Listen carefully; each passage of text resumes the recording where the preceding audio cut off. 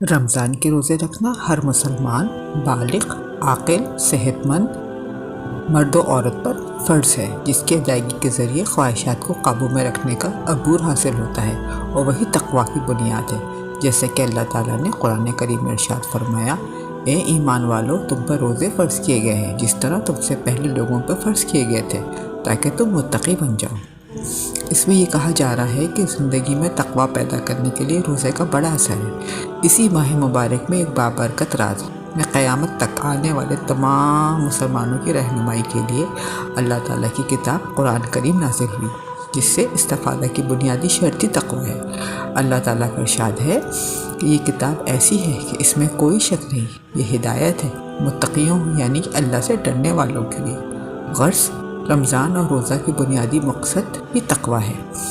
قرآن اور رمضان کی پہلی اہم مشترکہ خصوصیت تقویٰ ہے، جیسے کہ قرآن کریم کی آیت کی روشنی میں ذکر کیا گیا۔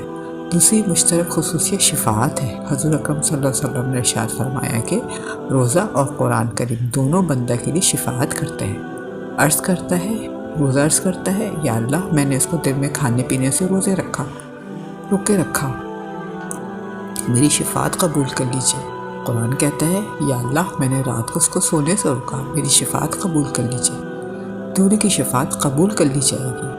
تیسری خصوصیت یہ ہے کہ جو رمضان اور قرآن میں دونوں میں مشترکہ پائی جاتی ہے، وہ قرب الہی ہے، یعنی اللہ تعالیٰ کے کلام میں تلاوت کے وقت اللہ تعالیٰ سے خاص قرب حاصل ہوتا ہے۔ ایسے ہی روزے دار کو بھی اللہ تعالیٰ کی خاص قرب حاصل ہوتا ہے۔ روزے کے متعلق حدیث قدسی میں اللہ تعالیٰ کا ارشاد ہے کہ میں خود ہی روزہ کا بدلہ دوں گا۔ قرآن کریم کو رمضان مبارک سے خاص تعلق اور گہری خصوصیت حاصل ہے، چنانچہ رمضان مبارک میں اس کا نزول ہونا حضور اکرم صلی اللہ علیہ وسلم کا رمضان مبارک میں تلاوت قرآن کا خاص طور پر خیال رکھنا بہت اہمیت کا حامل ہے۔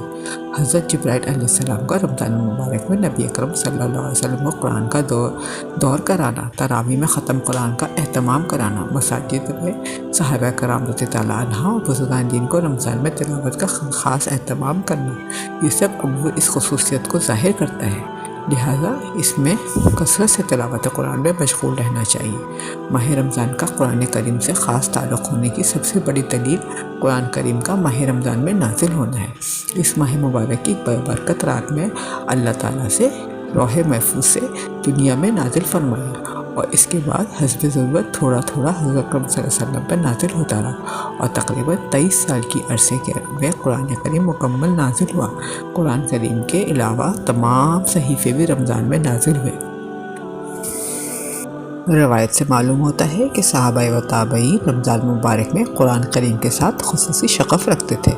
بعض اسلاف و اکابرین کے متعلق کتاب میں تحریر ہے کہ وہ رمضان مبارک میں دیگر مصروفیات چھوڑ کے صرف اور صرف تلاوت قرآن میں دن و رات کا زیادہ حصہ صرف کیا کرتے تھے۔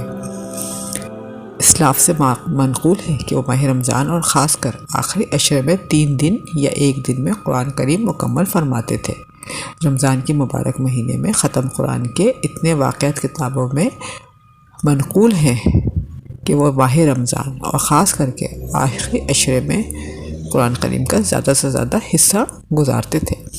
اس لیے ہم اس کا کوئی بھی احاطہ نہیں کیا جا سکتا، لہٰذا اس مبارک مہینے میں زیادہ سے زیادہ اپنا وقت قرآن کریم کی تلاوت میں لگائیں، نماز تراویح کے پڑھنے کا اہتمام کریں، اور دیگر تراویح میں ختم قرآن کا اہتمام کیا جائے، اور بہت ہی بہتر اور افضل ہے، کیونکہ جنت میں جانے کا یہ بہترین ذریعہ ہے۔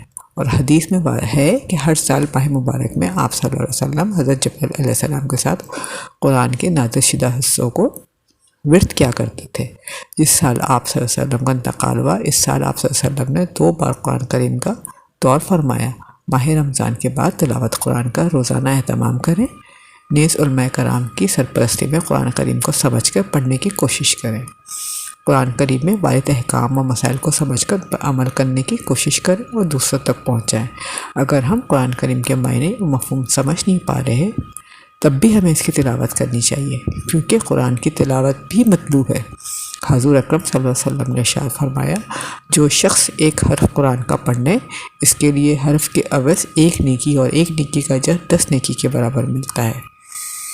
تلاوت قرآن کے کچھ آداب ہیں جن کا تلاوت کے وقت خاص خیال رکھنا چاہیے تاکہ ہم غلط نہ پڑھیں اور اللہ تعالیٰ کی طرف سے ہمیں اجر عظیم ملے۔ تلاوت چونکہ ایک عبادت ہے، لہٰذا شہرت کے بجائے اس سے صرف اللہ کی رضا مطلوب و مقصود ہونی چاہیے۔ ہر وضو و طہارت کے ساتھ ادب و احترام کے ساتھ اس کی تلاوت کریں۔ اہم ادب یہ ہے کہ اطمینان کے ساتھ ٹھہر کر اچھی طرح سے اس کی تجوید کے قواعد کے مطابق تلاوت کریں۔ قرآن تلاوت کے وقت اگر آیتوں کے معنی پر غور و فکر کر کے پڑھیں تو بہت ہی بہتر ہے۔ قرآن کریم کے احکام و مسائل پر خود بھی عمل کریں اور اس کے پیغام کو دوسروں تک پہنچانے کی کوشش کریں۔ اللہ تعالیٰ ہم سب کو روزہ اور تلاوت قرآن کی برکت سے تقوی والی زندگی گزارنے والا بنائے اور ہمیں دونوں جہاں کی کامیابی اور کامرانی عطا فرمائے۔ آمین۔